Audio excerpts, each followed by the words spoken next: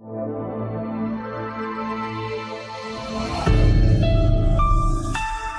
बच्चों, स्वागत है आप सभी का आपकी हिंदी व्याकरण की कक्षा में।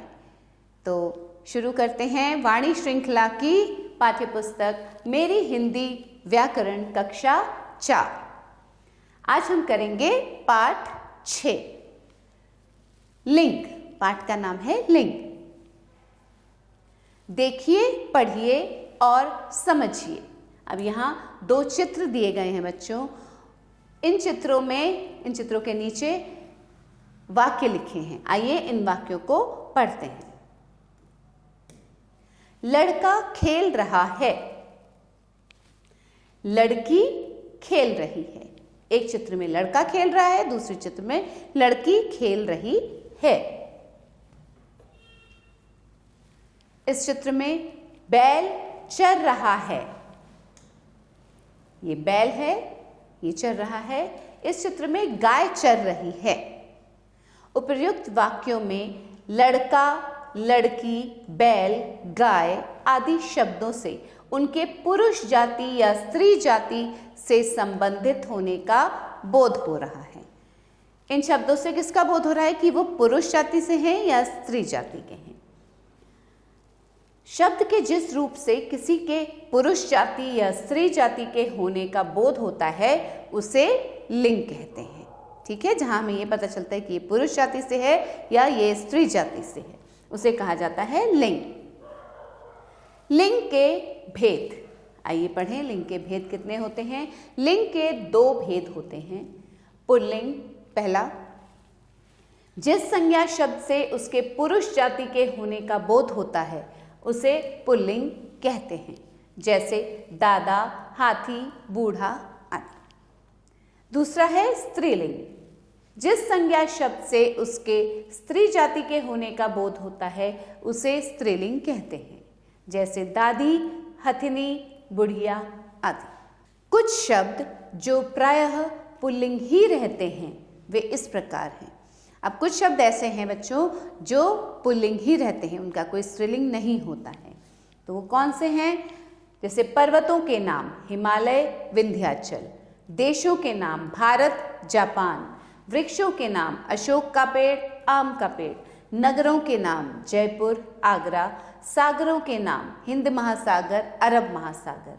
ये सभी वे शब्द हैं जो सदैव ही पुल्लिंग ही रहते हैं। कुछ शब्द जो प्रायः स्त्रीलिंग ही माने जाते हैं। अब कुछ शब्द ऐसे भी हैं जो कि स्त्रीलिंग ही होते हैं, पुल्लिंग नहीं होते। कौन से हैं वो? पुस्तकों के नाम जैसे रामायण, भगवत गीता। लिपियों के नाम देवनागरी, गुरमुखी। नदियों के नाम गंगा, यमुना। भाषाओं के नाम हिंदी, अंग्रेजी और अन्य जो भाषाएं हैं, ये सभी जो हैं ये स्त्रीलिंग ही माने जाते हैं। इनके अतिरिक्त कुछ अन्य पुल्लिंग और स्त्रीलिंग शब्द। ठीक है, विदुर, विधवा। राजा, रानी। नायक, नायिका। धनवान, धनवती। शिष्य, शिष्या। चूहा, चूहिया। पंडित, पंडिताइन। कवि, कवयित्री। ससुर, सास। बेटा, बेटी। मोटा, मोटी। घोड़ा, घोड़ी। गुणवान, गुणवती। चौधरी, चौधराइन। छात्र, छात्रा। सिंह, सिंहनी। अध्यापक, अध्यापिका। सम्राट, सम्राज्ञी। जाट, जाटनी। देवर, देवरानी। चलो बच्चों, अब अभ्यास करें। आपको अब तक ये स्पष्ट हो गया होगा कि स्त्रीलिंग किसे कहते हैं और पुल्लिंग किसे कहते हैं। तो आइए ये अभ्यास करते हैं। निम्नलिखित शब्दों को सही स्थान पर लिखिए। यहाँ कुछ शब्द दिए गए हैं और आपको क्या दिया गया है? यहाँ स्त्रीलिंग और पुल्लिंग। जो शब्द स्त्रीलिंग के हैं उन्हें स्त्रीलिंग के आगे लिखेंगे और जो शब्द पुल्लिंग के हैं उन्हें पुल्लिंग के सामने लिखेंगे। घड़ी। अब घड़ी क्या है? घड़ी स्त्रीलिंग है। घड़ी चल रही है। मेज, मेज क्या है? मेज भी स्त्रीलिंग है। कुर्सी, कुर्सी भी स्त्रीलिंग है।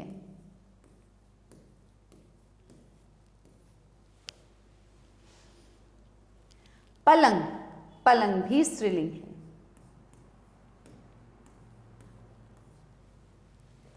पायजामा, पैजामा पुल्लिंग है। पैजामा। पैंट, पैंट भी पुल्लिंग है। चश्मा, चश्मा भी पुल्लिंग है। चप्पल, चप्पल स्त्रीलिंग है बच्चों। मैंने चप्पल पहन रखी है। पंखा, पंखा पुल्लिंग, पंखा चल रहा है। पलंग, पलंग क्या है? पुल्लिंग, पलंग पुल्लिंग। पायजामा, पायजामा भी पुल्लिंग है। पैंट, पैंट भी पुल्लिंग है। चश्मा, चश्मा पुल्लिंग। चप्पल, चप्पल स्त्रीलिंग, चप्पल। पंखा, पंखा पुल्लिंग, पंखा चल रहा है।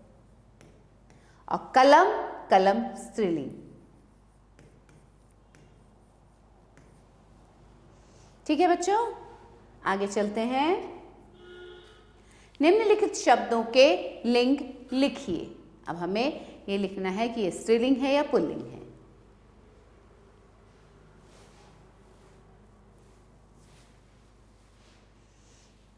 कवि, कवि पुल्लिंग,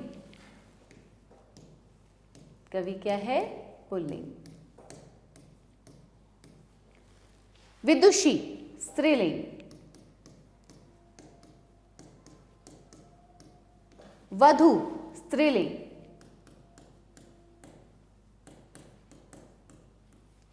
माली, माली पुल्लिंग।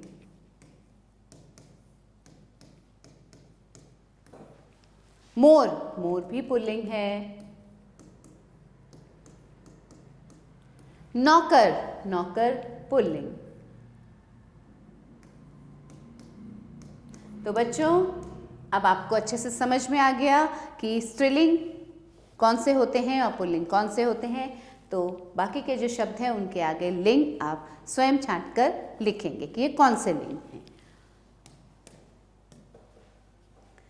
यही समाप्त करते हैं इस पाठ को और फिर मिलेंगे एक नए पाठ के साथ, कुछ नया सीखेंगे। तब तक के लिए पढ़ते रहिए। आभार।